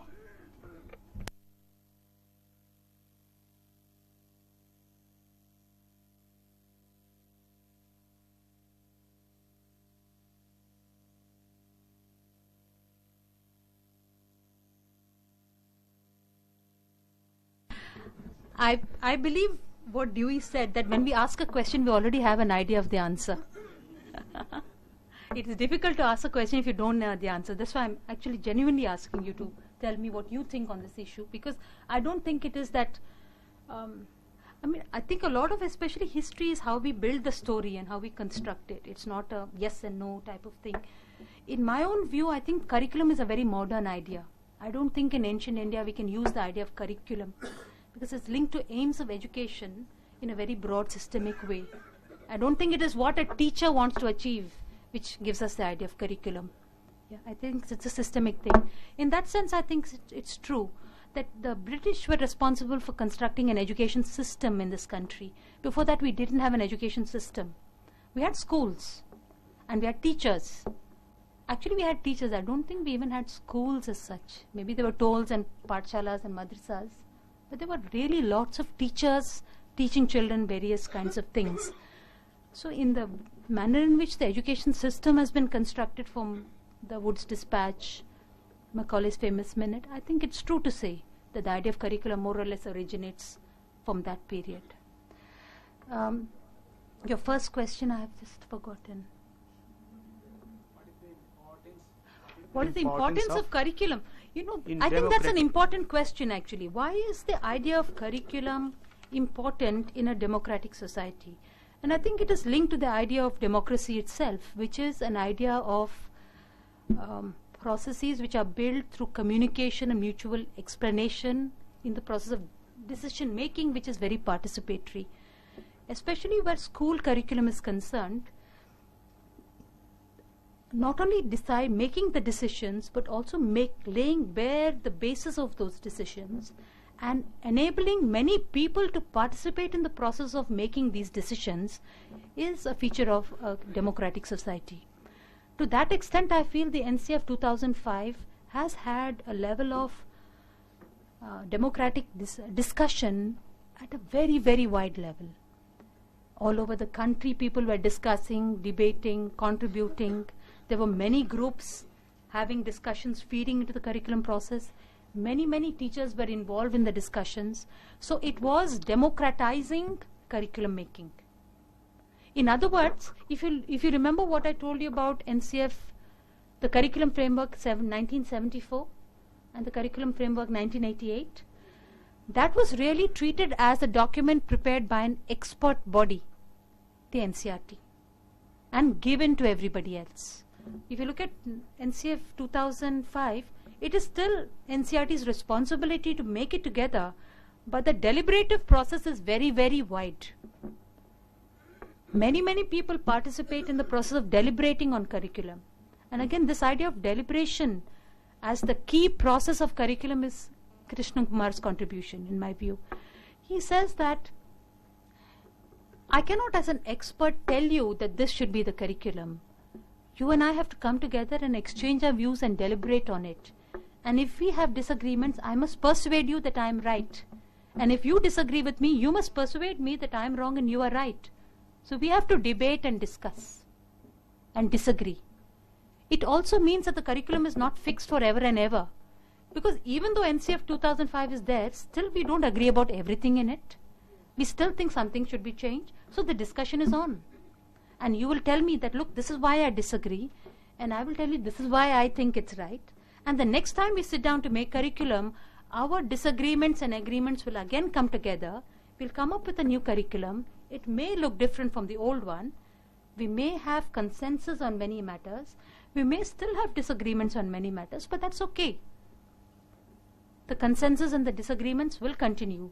So every curriculum is, at least NCF 2005, is one moment of consensus building on important issues of Indian school content. We have agreed about many things. We have been able to forge consensus on multilingualism, that it's very valuable. We have been able to forge consensus on how should the subjects be treated. We have been able to forge many consensus. We have not been able to forge many consensus also. Like we still don't know what to do with local knowledge. Because many of us know some local knowledge is good, some local knowledge is terrible. So how should, just because it's local, does it mean it should belong in the curriculum? That's very dangerous. Okay, Indian knowledge traditions should be valued. Some of Indian knowledge traditions are good, some of them are bad. So just because it's traditional knowledge, should it be in the curriculum? These are questions still open for you and I to debate and revisit it. Today I have persuaded you that disciplines are a valuable inheritance. But you may still disagree with me. You may still have your own point of view. You should be able to build up your arguments about why I'm wrong and you're right, and persuade me the next time we sit down to make curriculum. So in that sense, the process of curriculum making is integral to a democratic society. It's an act of deliberation. What is important about the deliberative process is that all the time we never forget the purposes of education. All the time, what is guiding our discussion? The aims of education. Why is this traditional knowledge question even come up? Because we feel that an education system should not alienate you from your culture. It should enable you to re-engage with your culture. But at the same time, you should also be able to change your culture. It's not as if culture is something which you have to preserve. culture is a vibrant, alive thing. So today Indian traditional knowledge has come into curriculum deliberation. There are many people who disagree with it. They say you've opened a Pandora's box. There's so much in tradition which is terrible. I mean, gender discrimination, caste discrimination is also a part of our tradition. Do we want that? So people are saying, look, you started talking tradition in school curriculum. Teachers are totally inequipped to handle these discussions. You should have never brought it in. And some of us are saying, look, whether you bring it in or not, teachers are dealing with these issues. Better to equip people with the ability to think about these matters rather than say no. So the process of curriculum making in that sense is a vibrant activity. It keeps us intellectually engaged with educational processes, and it gives all of us a role in it. And that's why the curriculum document is the way it is. It is not a list of decisions. It is decisions with the reasons why we think it should be like this. It is suggestions for this rather than this. And sometimes it is just doubt. What shall we do about this? We are asking ourselves that question. There's a very important question sitting in the NCF 2005. India has one of the richest traditions of artisanal crafts. One of the richest traditions of artisanal crafts. This is as valuable as the disciplines. It is not you and I inventing it. For generations, people have perfected these, and they are vibrant. Today, they used to weave with bamboo. Today, they're weaving with plastic. They're adapting, changing, designing. It's a very rich traditional knowledge form. The only thing is, it's not a scripted knowledge form. It's a practice-based knowledge form. To be honest with you, the Western schooling system under which we function has no answer to the transmission of the crafts. It doesn't enable us to answer this question. It doesn't tell us how we can bring practice of crafts and so on into the education system. This is really a question which I feel many of us who work in tribal areas and so on have to answer. We don't want this modern school to go into these areas and wipe out very rich traditional forms. But that's what is going to happen with RTE. School is going to go in and wipe out if we don't do something about it. So this is a live curriculum question for us, I think. We must really think about it. Similarly, the languages spoken. Few days ago, I was in a music concert which was very beautifully choreographed by this famous Carnatic singer, Bombay Jayashree.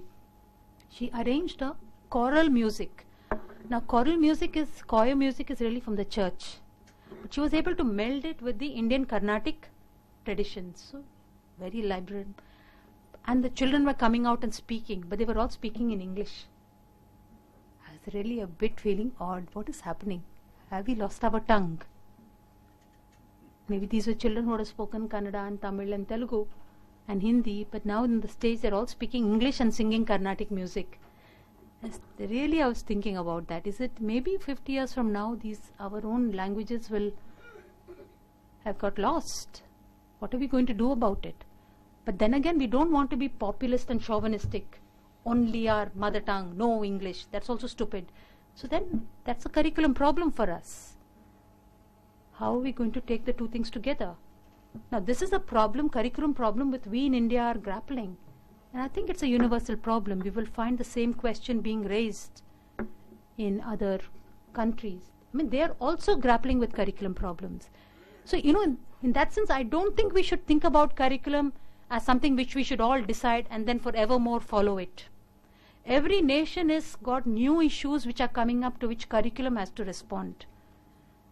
The issue of indigenous people, the tribal people in India which are raised today, even in the US, the indigenous people are a very important constituency. And the kinds of issues that we deal with, those education systems are also dealing with it. How to incorporate indigenous people into a education system which only seems to alienate people from traditional cultures. Is it possible that you take both and achieve both? Or is it always that you will lose one when you get the other? I think we should ask some of these questions and examine other systems. How have they solved their problems? Through curriculum. How has curriculum enabled them to address some of these kinds of social issues with which they would be dealing. Similarly, in our system, we are heavily dealing with the question, it's a curriculum question, that when children have parents who have not been to school, the schooling system cannot presume that they will get home support for schooling. Yeah? So the schooling system has to be different. It cannot be like a middle class child where we assume that there will be certain things. It will have to be different. This is a question which even other cultures have to answer. It's not that everywhere everybody wants to go to school. Large sections of youth and people are also alienated from schooling in the West. We should think, why has that happened? How is that system trying to address it? How is it changing? Yeah. So I think we must approach the curriculum question in this way. It's really a social, it's a phase where the education system, that is the social context of schooling becomes very, very apparent in the curriculum question. When we open up the curriculum question, we should be asking these kinds of questions. Backgrounds from which children come, backgrounds from which teachers come, how is the school designed, what are the spaces in which schooling takes place, how are different aspects brought into the school. I think all these things we should open up and begin to examine them.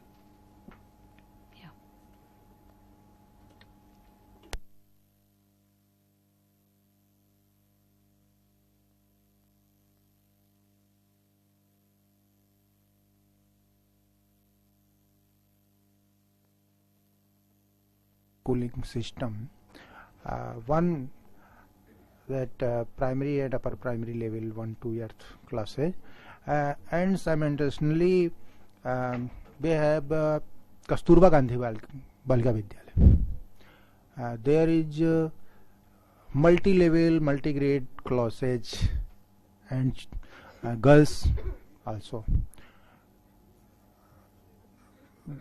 In there, when we initiate integrated curriculum, and in our main system can't do that. If two types of thinking, how does is to constitute one thing. Other thing is that if a variety of girls reading in a school, how her individualities are developed by schooling system in mainstreaming.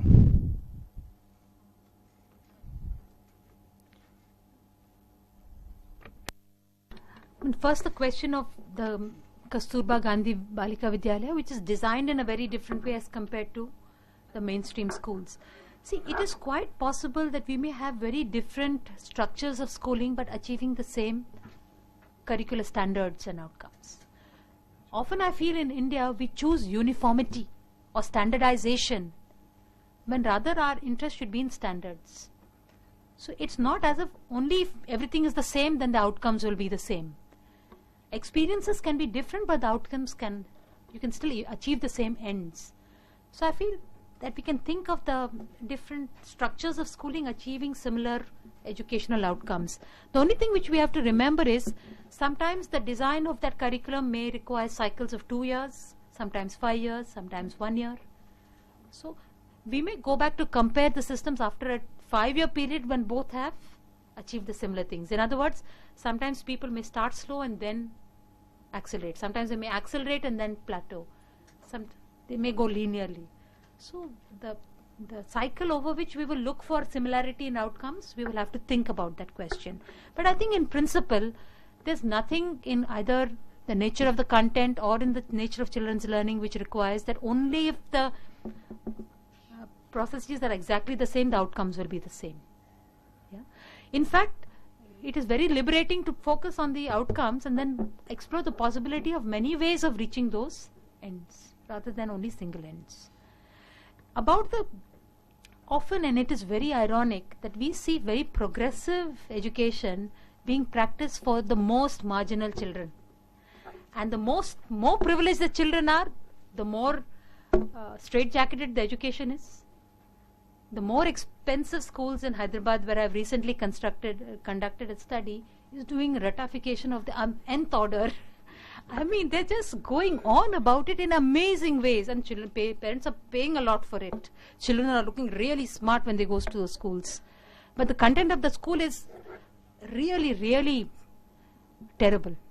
To just put it very, very simply. And all the innovation is happening with these underprivileged children. Almost as if nobody is asking questions. It's very ironic. But I don't know, this is a tragic fact of education innovation, I think. Even Montessori was allowed to develop her system among orphan children. Nobody cared about those children. But she developed a really very influential and effective educational system working with that group. It's a tragic reality that the well-to-do are so conservative in their educational thinking, really. I think, even in other contexts, we should examine this problem of why it happens like that. Regarding the ability of systems to attend to individuality, I think it's a complex question, so if you don't mind, I won't take it up. Yeah. To do is that maybe we'll just take one last question or observation. Hello. and then we'll break for tea. Madam, I have a question. With due respect to all our teachers that they are working in our government schools, the thought in my mind is the teacher who is one part he is making schools buildings, engaged in midday meals, and the other side we are expecting them to innovate in teaching, doing CC in classroom, deliver teaching effectively. How this balance may be? Is there a balance? It's, I think, an important question, and I am myself. When I read Tyler, I'm critical about certain things because I feel that a lot of the narrowing of the scope of curriculum ideas in the Indian context is really because of that influential book that he wrote in 1947 or something. But in that book he also wrote it, but it's a very interesting book, valuable book, and there he has this observation to make. He says that today, he's writing in 1947, and he's saying that it is common to expect schools to do many, many things. Wouldn't it be better to find appropriate institutions in society to do those tasks and to allow the school to do what it is designed to do best? Yeah. Isn't it better? I mean, you mean to say children are hungry only on school days, and that's why midday meal is on school days. What happens on the weekends? What happens in the vacation? Shouldn't children be getting their midday meal all through the year? So why shouldn't this be in the panchayat, which is a permanent institution of the village? Why should it be in a school which is not serving meals on weekends? These are, I think, really important questions. You're absolutely right that in India there are many institutions which should also be revived to do their own tasks, and everything need not be brought onto the school. It's a fact, however, that the school is the only government institution which is available at a hamlet level. And that's the reason why many of these tasks are being transferred onto the school. But rather than just saying the teacher should not do it, let's remind the state about the meaning of that plan. And is it best served through school? Or should it be best served somewhere else? Is it an educational plan or is it a nutritional plan? Is it the right of the child? Or is it an educationally tied right? I think some of these things we should raise to remind people what is the meaning of that plan and who is best positioned to execute it. I think we should do that. It's important for us to remember some of these things.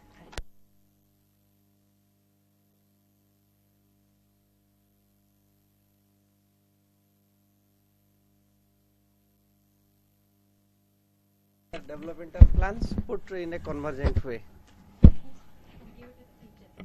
Teacher is also being expected to start self-help groups in the village and do all kinds of things. It's true.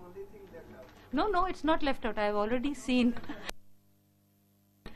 Yeah, I At one point of time, they were also being asked to make the self-help groups in the villages. So Madam, it's true that the teacher has become the sole carrier of many development activity into the villages, and also because education is being treated as only a development activity. But we should actually broaden the meaning of education and empowerment. It is developmental, definitely, but it need not be the sole carrier of development either. Yeah? last month we are doing a DNA for our dads. For the faculty was chosen from the teachers in Bihar. I am from Bihar. One of the rubrics what I have to judge from the teachers. Tell me your experience about social context. Tell me about our social orientations. May be solution for this problem. How the teacher interact with society, or to mix with society to enrich the school's teaching or school's environment.